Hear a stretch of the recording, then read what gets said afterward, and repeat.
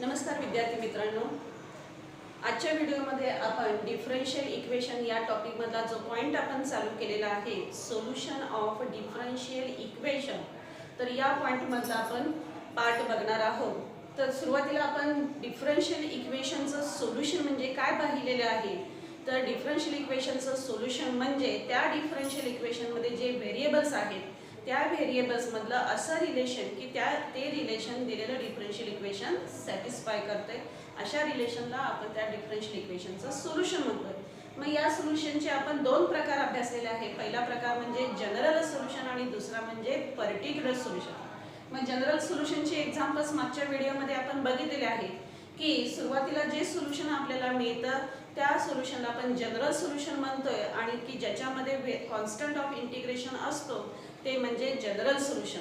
आणि ज्या सोल्युशनमध्ये constant of integration नसतो त्याची व्हॅल्यू आपण फाइंड आउट करून ती जर त्या ठिकाणी पुट केली तर ते जे सोल्युशन आपल्याला मिळतं ते म्हणजे पर्टिक्युलर सोल्युशन. तर आज आपण पर्टिक्युलर सोल्युशन फाइंड आउट करण्याची एक्झाम्पल्स बघणार आहोत. प्रश्न स्ट्रेट फॉरवर्ड दिलेला असतो की फाइंड दी पर्टिक्युलर सोल्युशन. जर पर्टिक्युलर हा शब्द नसेल तर आपल्याला त्या ठिकाणी जे सोल्युशन मिळणार आहे ते 100% जनरल सोल्युशन असणार आहे, हे लक्षात घ्या. कारण पर्टिक्युलर सोल्युशन काढण्यासाठी त्यांना तिथे कंडिशन द्यावी लागते, त्याशिवाय पर्टिक्युलर सोल्युशन मिळत नाही. मग काय क्वेश्चन दिलाय तर find the particular solution of the given differential equation by using given conditions. Give example number 1. 3 into e raised to x dx 3 into e raised to x into tan y dx plus 1 plus e raised to x into sec square y into dy equal to 0.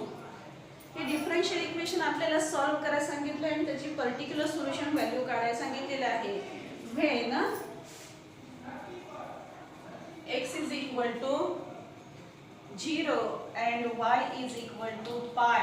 x is equal to 0 and y is equal to pi.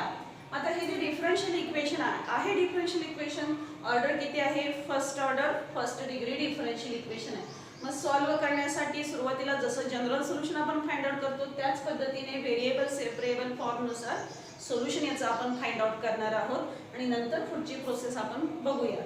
मग आता सुरुवातीला general solution find out करण्यासाठी variable separable form करण्यासाठी दोन टर्मची addition आहे. दिलेलं function 3 into e raised to x into tan y dx plus 1 plus e raised to x into sec square y into dy equal to 0.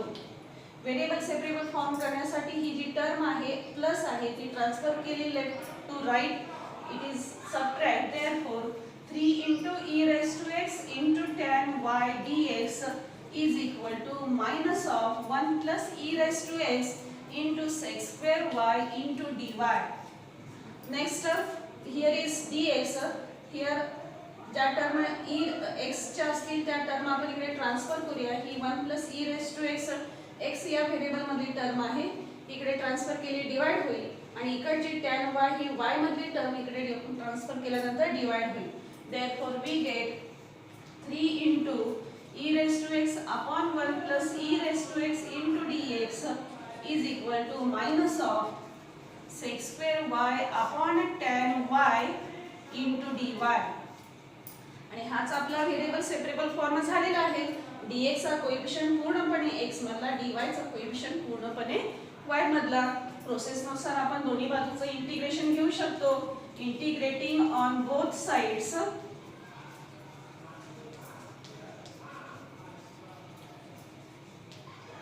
3 into integration of e raised to x upon 1 plus e raised to x dx is equal to minus of integration of sec square y upon tan y into dy. By याचे integration घेण्यासाठी form जर बघितला तर e raised to x upon 1 plus e raised to x 1 plus e raised to x ची derivative e raised to x ती अंशात आहे म्हणजे f dash x upon f of x form आहे. म्हणजे याचे इंटिग्रेशन निघणार आहे फॉर्म्युला नुसार log of mod of 1 plus e raised to x आणि या ठिकाणी सुद्धा f' अपॉन f(x) फॉर्म आहे. tan y ची derivative sec²y. therefore integration of this term is log of mod of tan y. आणि दोन्हीच्या दोन्ही इंटिग्रेशन लॉग मध्ये निघतात म्हणून कॉन्स्टंट सुद्धा घेताना कशामध्ये घेणार, लॉग मध्ये घेणार. therefore 3 into log of mod of 1 plus e raised to x is equal to minus of log of mod of tan y plus integration constant log of mod c. आता ही log ची term minus आहे, left साइडला नेल्यानंतर plus होईल. therefore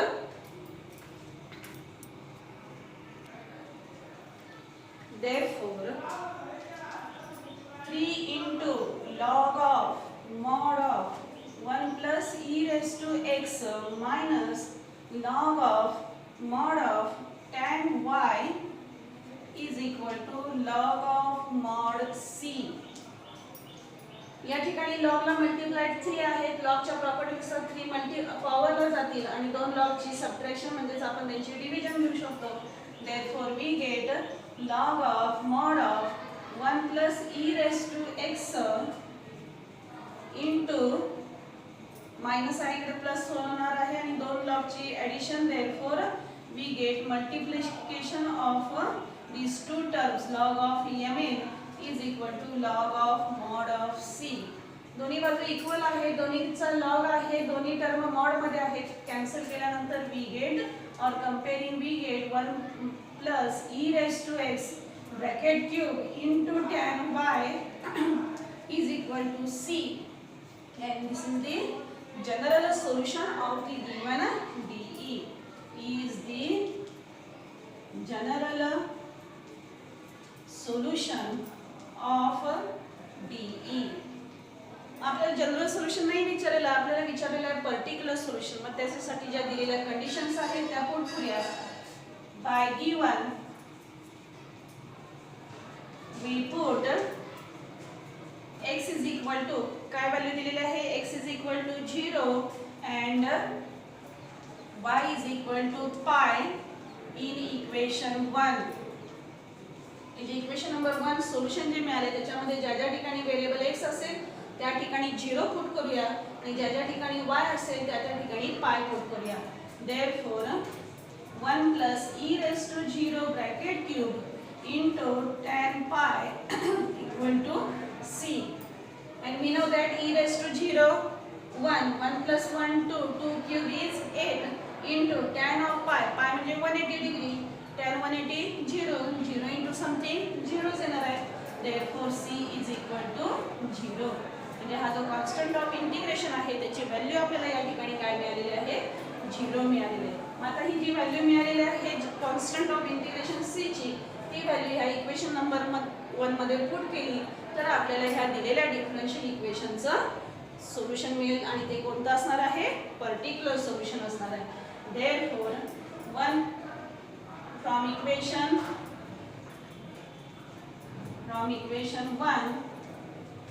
1 plus e raised to x bracket cube into tan y is equal to 0 is the particular solution of given DE. तर अशा प्रकारे आपण हे पहिलं example particular solution find out करण्याचं या ठिकाणी सॉल्व केलेलं आहे. सुरुवातीला प्रोसेस सेम आहे, first order first degree differential equation असेल, व्हेरिएबल सेपरेबल फॉर्मनुसार आपण जनरल सोल्युशन मिळवू शकतो.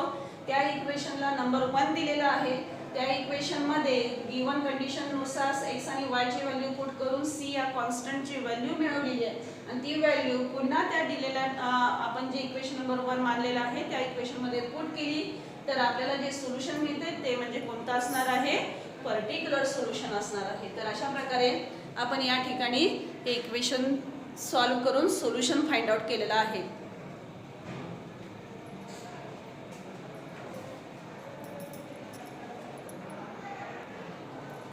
नेक्स्ट एक्झाम्पल आहे dy by dx is equal to e raised to 2y into cos x when x is equal to pi by 6 and y equal to 0.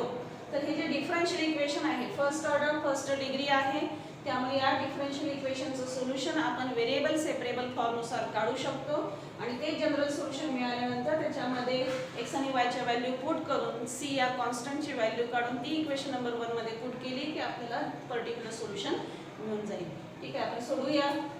Late dy by dx is equal to दिलेले equation आहे e raised to 2y into cos x. आता हे जे differential equation आहे variable separable form करण्यासाठी हा dx divide आहे तो इकडे ट्रान्सफर मल्टिप्लाइड होईल आणि e raised to 2y he multiplied term इकडे डिवाइड होईल. therefore 1 upon e raised to 2y into dy is equal to cos x into dx. e raised to 2y डिनॉमिनेटरला आहे, न्यूमरेटरला नेले sign change होणार e raised to minus 2y into dy is equal to cos x dx. and this is nothing but the variable separable form. आणि आता आपण याचं integration घेऊया दोन्ही बाजूचं. Integrating on both sides we get integration of e raised to minus 2y into dy is equal to integration of cos x dx. घेऊया integration e raised to minus 2y composite आहे.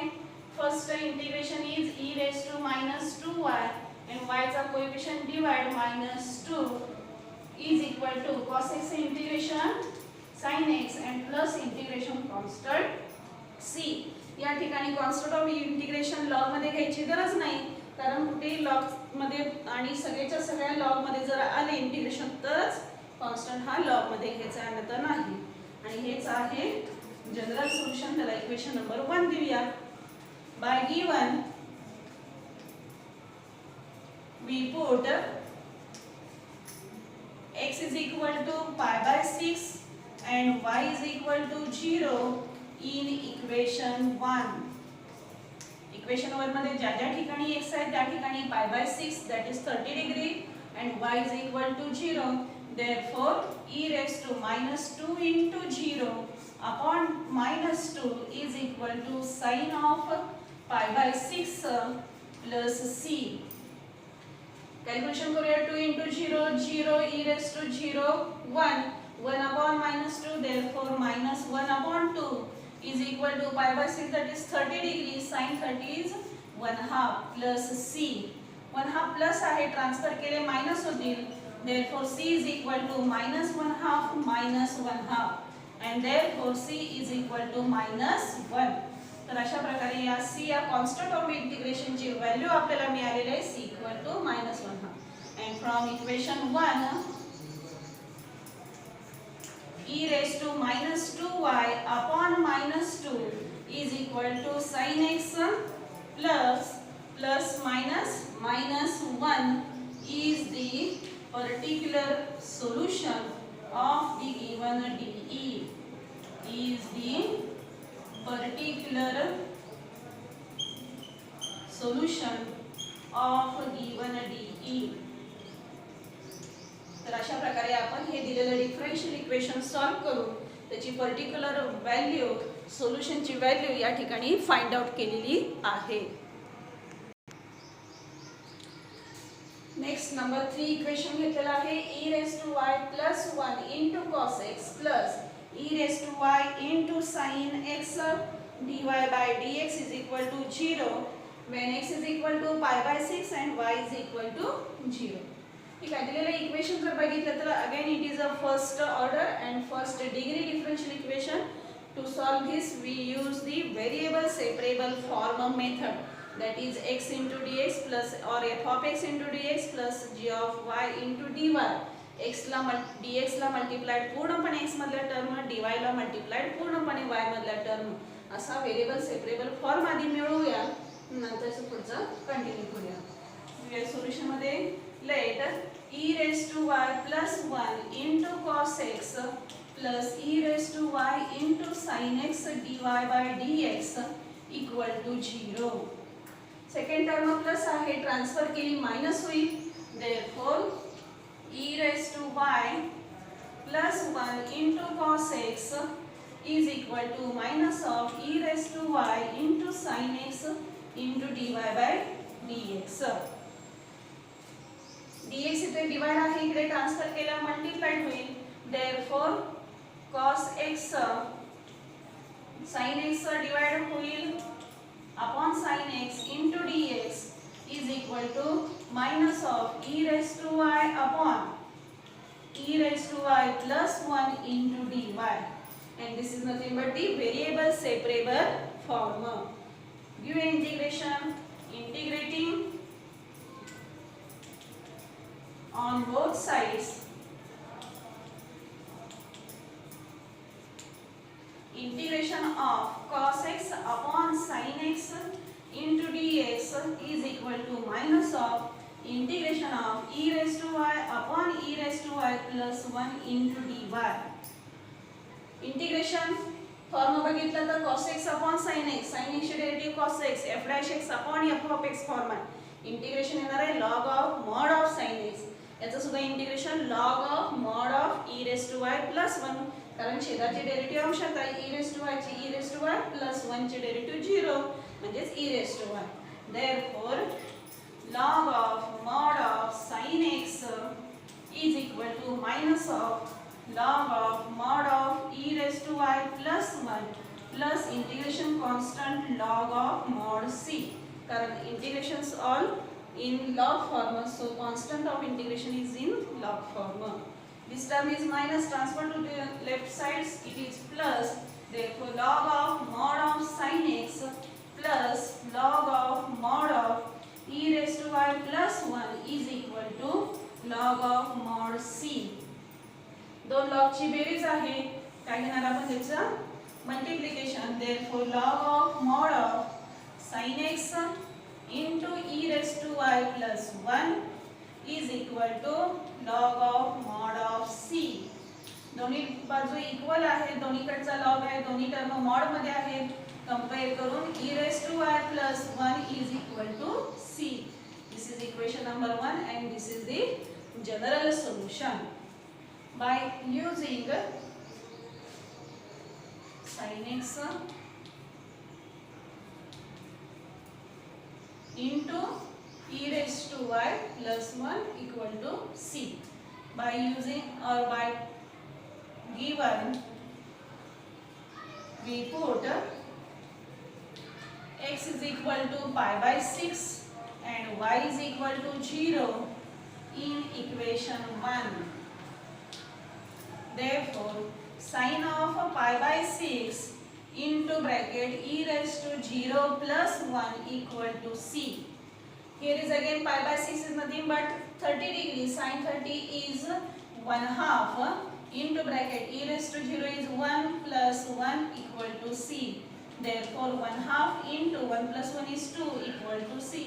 2 cancel. Therefore c is equal to 1. And therefore from equation 1